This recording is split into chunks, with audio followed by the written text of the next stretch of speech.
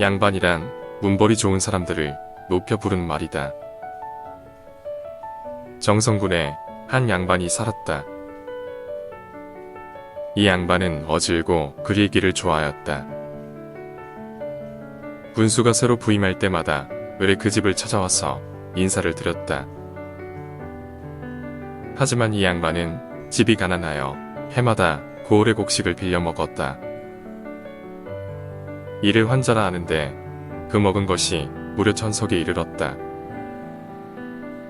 강원도 감사가 군읍을 수시하다가 정선에 들렀는데 환곡 장부를 보고 크게 화를 냈다. 어떤 놈의 양반이 이처럼 양식을 축냈단 말이냐.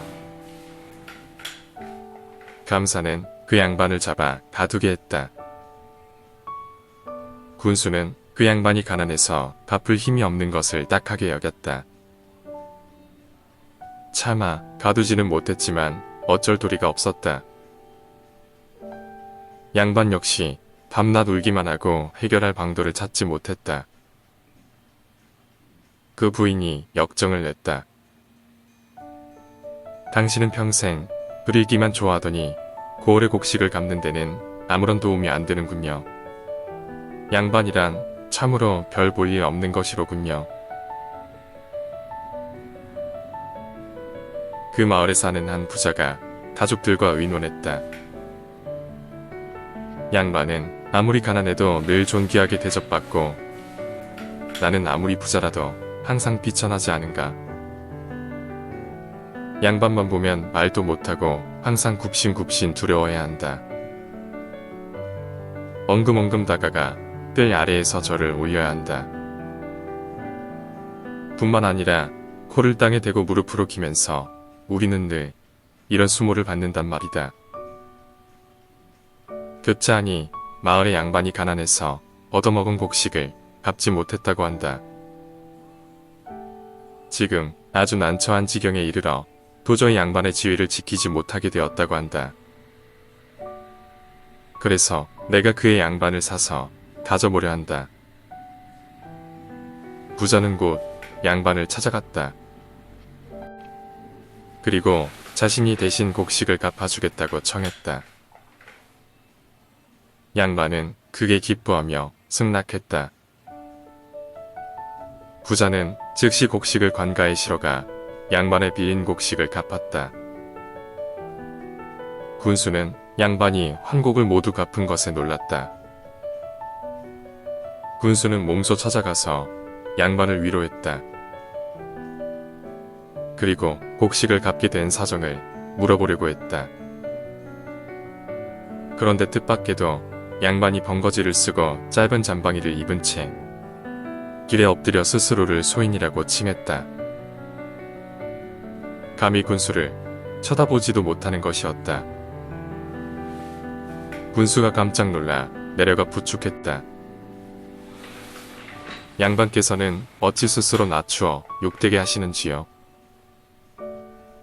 그러자 양반은 더욱 황공하여 머리를 땅에 조아리고 엎드렸다. 황송하오이다. 소인이 감히 스스로를 욕되게 하는 것이 아니오라. 이미 제 양반을 팔아서 곡식을 갚았습니다. 이제는 마을의 부자 사람이 양반이옵니다. 소인이 어떻게 이전의 양반을 흉내내 양반 행세를 하겠습니까? 군수는 감탄해서 말했다. 정말 대단한 부자로군요. 정말 훌륭한 부자입니다. 부자이면서도 인색하지 않으니 의로운 일이요. 남의 어려움을 도와주니 어진 일이다. 비천한 것을 싫어하고 존귀한 것을 사모하니 지혜로운 일이다. 이야말로 진짜 양반이로구나. 그러나 사사로이 팔고 사면서 증서를 해두지 않으면 송사의 꼬투리가 될 수 있다. 내가 증인과 증서를 만들어 신뢰 있는 약속이 되게 할 것이며 본관이 마땅히 거기에 서명할 것이다.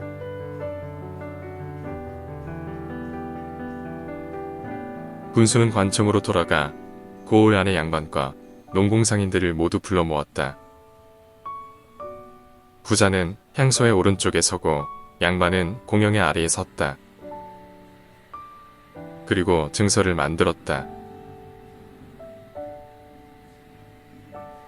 권룡 10년 9월.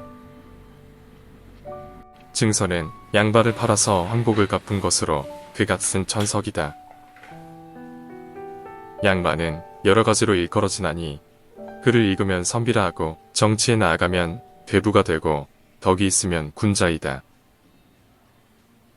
무반은 서쪽에 들어서고 문반은 동쪽에 들어서는데 이것이 양반이니 너 좋을 대로 따를 것이다. 이제부터 야비한 일을 끊고 옛것을 본받고 뜻을 고상하게 해야 한다. 이른 새벽이 되면 항상 일어나 등잔불을 켠다. 눈은 가만히 코끝을 보고 발꿈치를 궁둥이에 모으고 앉아 책을 얼음 위에 박 밀듯 밤기한다. 배고픔을 참고 추위를 견뎌 입으로 구차한 말을 뱉지 않는다. 윗니 아랫니를 두드리고 입안에서 침을 가늘게 내뿜는다. 소매자락으로 모자를 쓸어 먼지를 턴 뒤 물결 무늬가 생겨나게 하고 세수할 때 주먹을 비비지 않는다.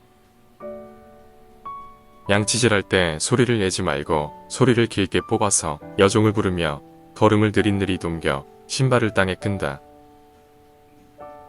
그리고 고문진보나 당시 풍미 같은 책을 깨알같이 베꼈을 때 한 줄에 백자를 쓴다. 손으로 돈을 만지지 말고 쌀값을 묻지 말고 더워도 버선을 벗지 말고 밥을 먹을 때 맨상투로 밥상에 앉지 않는다. 국을 훌쩍훌쩍 떠먹지 말고 무엇을 후루루 마시지 말고 젓가락으로 방아를 찢지 말고 생파를 먹지 않는다. 막걸리를 들이켠 다음 수염을 쭉 빨지 말고 담배를 피울 때 볼에 우물이 파이지 않게 한다. 화난다고 철을 두들기지 말고 성내서 그릇을 내던지지 말고 아이들에게 주먹질을 말고 하인들을 야단쳐 죽이지 않는다.